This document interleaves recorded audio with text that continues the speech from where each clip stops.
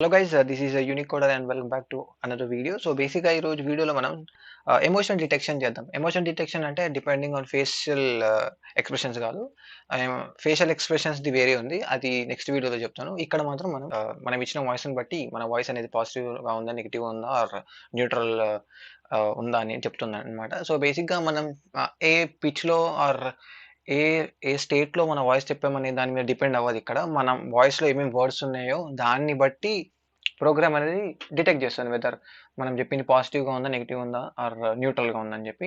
So బేసిక్‌గా దాని కోసం జనరల్‌గా మీరు ఇక్కడ నేనేం చేశానంటే ఈ ప్రాజెక్ట్‌లో ఏం చేస్తామంటే సింపుల్‌గా మనం ఒక వాయిస్ ఇస్తాం. ఆ వాయిస్‌ని మనకి పైథాన్‌లో ఉన్న ప్యాకేజెస్ అండ్ లైబ్రరీస్ ద్వారా ఆర్ మాడ్యూల్స్ ద్వారా మనం ఆ వాయిస్‌ని ప్రాసెస్ జేసి, ఆ ప్రాసెస్‌లోని నెగెటివ్ ఎంతుంది, పాజిటివ్ లైక్ ఆ వాయిస్ అంటే వాయిస్‌ది కాదు. మళ్ళీ ఆ వాయిస్ నుంచి ఒక టెక్స్ట్ వస్తది కదా మనకి.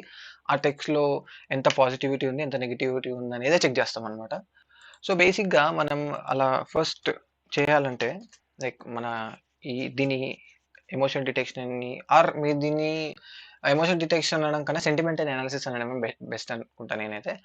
సో, దీన్ని పెర్ఫార్మ్ చేయాలంటే మనకు 2 లైబ్రరీస్ కావాలి. ఫస్ట్ వచ్చేసి స్పీచ్ రికగ్నిషన్ లైబ్రరీ.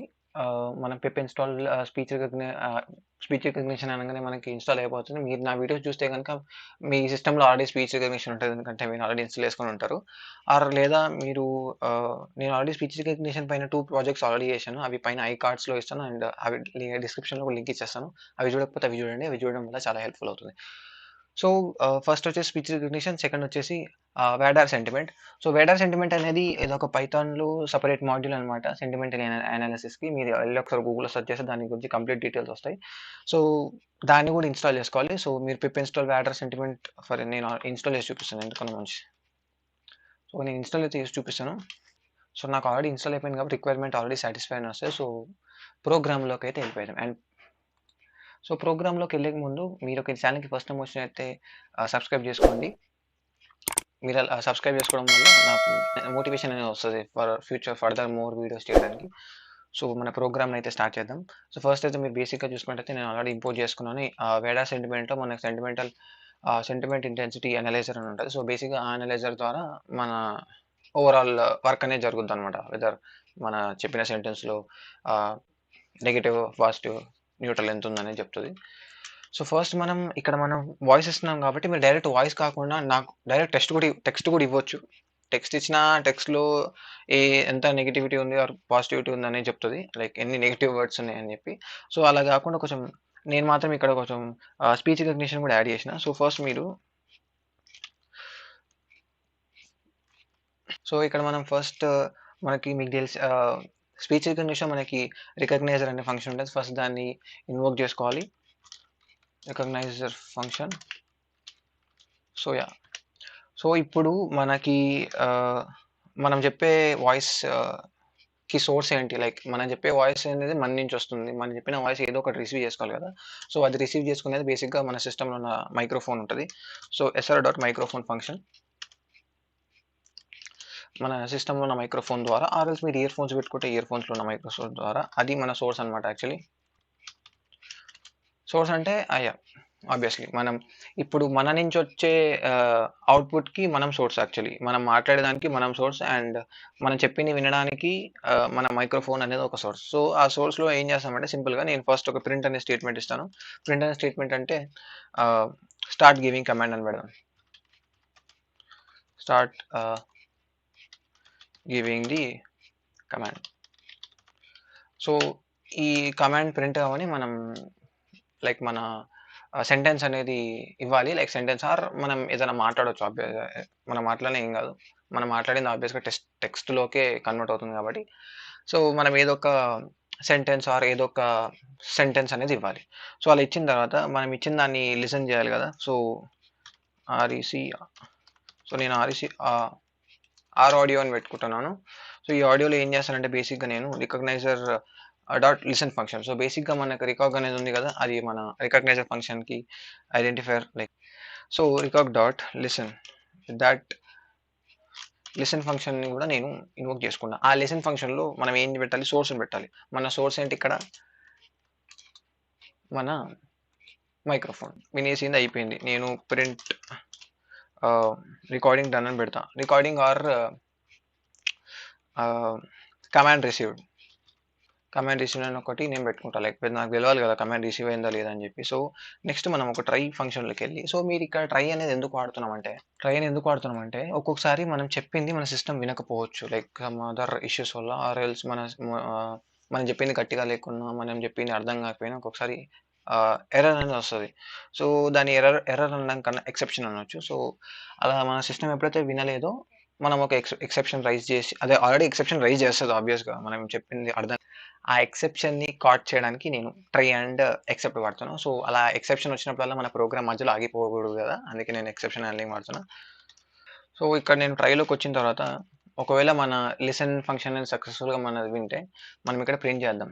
సో నేను ఇక్కడ కమాండ్ అని ప్రింట్ చేసుకొని పెట్టుకుంటాను. లైక్ మనం చెప్పిన కమాండ్ అనేది ప్రింట్ అవుతది. సో ఇప్పుడు మనం చెప్పిందంతా మన ఆర్‌ఈసీ రికార్డియోలో సేవ్ అయ్యి ఉంది. లైక్ ఇక్కడ రికార్డ్ ఉంది కదా! ఇందులో సేవ్ అయ్యి ఉంది. సో ఇప్పుడు దాన్ని మనం రికగ్నైజ్ చేయాలి యాక్చువల్లీ. ఇప్పుడు మనం లిసన్ చేసిందంతా ఉంది.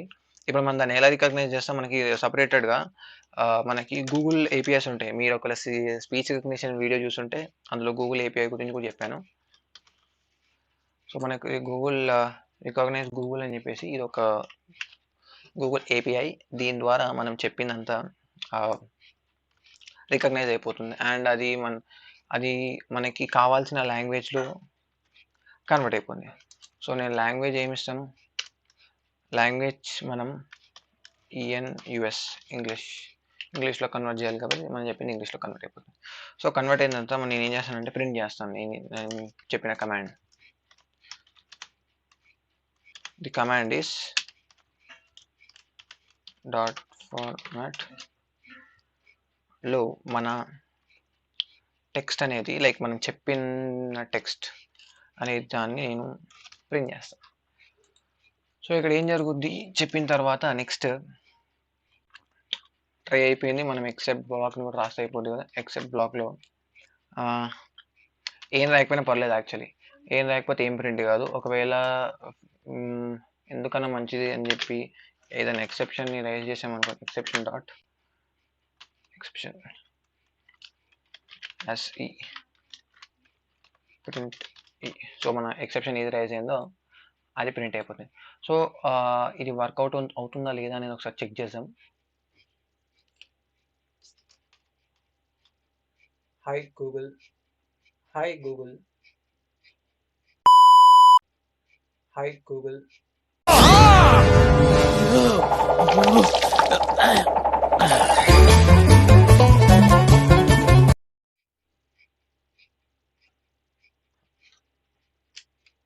సో ఇక్కడ నేను హాయ్ గూగుల్ అని కమాండ్ ఇచ్చాను. అండ్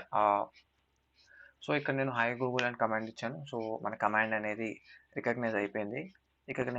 అండ్ అది ఇక్కడ ప్రింట్ అయిపోయింది. మీరు చూస్తున్నట్టయితే ఇక్కడ the command is hi Google. So బేసిక్గా అది ప్రింట్ అయిపోయింది. సో దీని ద్వారా మన స్పీచ్ రికగ్నిషన్ ప్రోగ్రామ్ అయితే కరెక్ట్గా వర్క్ అవుతుంది. నెక్స్ట్ మనం సెంటిమెంటల్ అనాలిసిస్కి వెళ్ళిపోదాం.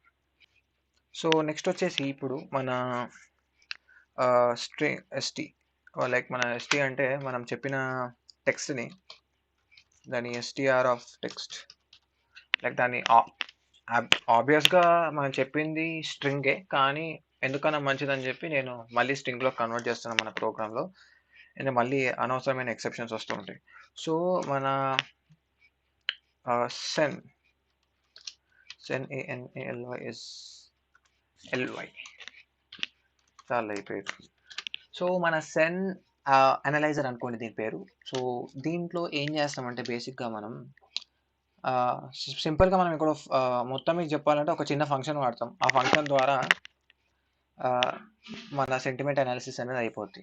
సో మీరు పైన ప్రోగ్రామ్ ఏం అవసరం లేదు యాక్చువల్లీ, అంటే మీరు ఇన్పుట్ ఇవ్వడానికి అవసరం. సో ఇక్కడ మనం వాడాల్సిన ఫంక్షన్ ఏంటంటే సెంటిమెంట్ ఇంటెన్సిటీ అనలైజర్. సో ఇక్కడ పెట్టండి.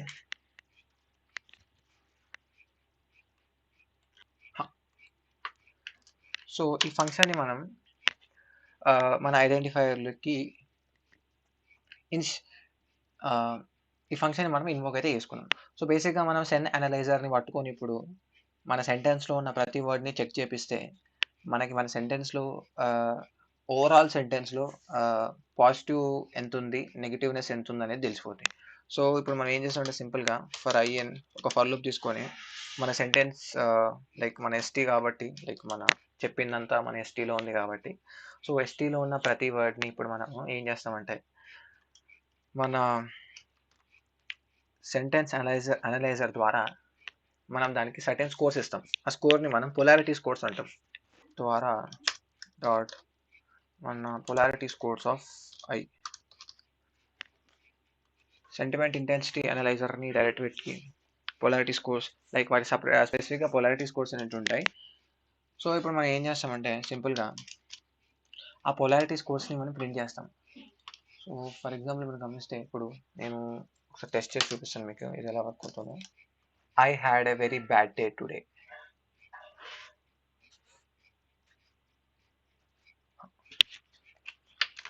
సో ఇక్కడ నేను సింపుల్గా నేను ఇక్కడ ఏం చెప్పాను, I had a very bad day today అని పెట్టాను.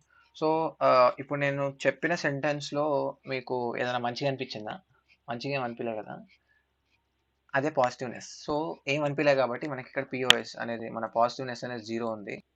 సో మనం ఇచ్చిన సెంటెన్స్ని బట్టి మన లైక్ మనం ఇచ్చిన ఇన్పుట్ని బట్టి ఆర్ మనం ఇచ్చిన సెంటెన్స్ని బట్టి ఆ సెంటెన్స్లో ఏమేమి వర్డ్స్ ఉన్నాయి ఆ వర్డ్స్ని బట్టి మనకి negative values and negative positive or neutral values అనేవి ప్రింట్ అవుతాయి. సో ఇది అనమాట sentimental analysis or emotion detection. So emotion detection అనేది 2 టైప్స్ కూడా ఉంటుంది. ఒకటి వాయిస్గా ఉంటుంది, ఒకటి ఫేషియల్ కూడా ఉంటుంది. సో మీరు నేనైతే టెక్స్ట్ చూపించిన ఫస్ట్. సో మీరు దీనికి ఇంకా బెస్ట్గా ఏం చేయగలుగుతారంటే ఈ స్పీచ్ రికగ్నిషన్ మొత్తం తీసేసి డైరెక్ట్ ఇన్పుట్ ఆఫ్ టెక్స్ట్ పెట్టవచ్చు. అలా కూడా చేసుకోవచ్చు మీరు, అలా కూడా వర్క్ అవుతుంది. సో కానీ జస్ట్ అలా చేస్తే చాలా చిన్నగా అయిపోద్ది ప్రోగ్రామ్, జస్ట్ 5-6 లైన్స్ అవుతుంది. సో అందులో ఏమంతా ఉండదు కాబట్టి సో నేను దీనికి స్పీచ్ రికగ్నిషన్ కూడా యాడ్ చేసిన. సో ఇంకోటి ఏంటంటే ఇంకో సజెషన్ ఏంటంటే మనం ఈ సెంటిమెంటల్ అనాలిసిస్ ద్వారా మనకి నచ్చిన like based on users mode మనం ఒక ప్లేలిస్ట్ని కూడా రికమెండ్ చేయొచ్చు, లైక్ సాంగ్స్ని రికమెండ్ చేయడం. సో దాంట్లో ఫస్ట్ వచ్చేసి సెంటిమెంట్ అనాలిసిస్ అని ఉంటుంది. లైక్ మీ మూడ్ ఎలా ఉందో మీ సెంటెన్స్ని బట్టి దాని ద్వారా మనకు సాంగ్స్ అనేవి రికమెండ్ చేయొచ్చు. సో ఇది అందులో ఒక పార్ట్ అనేది దాన్ని డెవలప్ చేస్తాను యాక్చువల్గా. సో ఆ డెవలప్ చేస్తూ ఇది చేశాను అనమాట. సో ఇది ఎందుకో మీకు చూపిస్తే బాగుంటుందని చెప్పి చూపించాను. సో ఈ వీడియోకి మాత్రం ఇంతే. ఒకవేళ మీరు ఈ ఛానల్కి సబ్స్క్రైబ్ చేసుకోకపోతే సబ్స్క్రైబ్ చేసుకోండి, అండ్ సబ్స్క్రైబ్ చేసుకోండి, ఫ్రీయే కదా. సో అది, అండ్ ఒకవేళ మీరు సబ్స్క్రైబ్ చేసి లైక్ చేసి షేర్ చేస్తే నాకు కూడా కొంచెం మోటివేషన్ వస్తుంది, అరే చూస్తున్నారు చేయాలని చెప్పి. So please subscribe, like and share.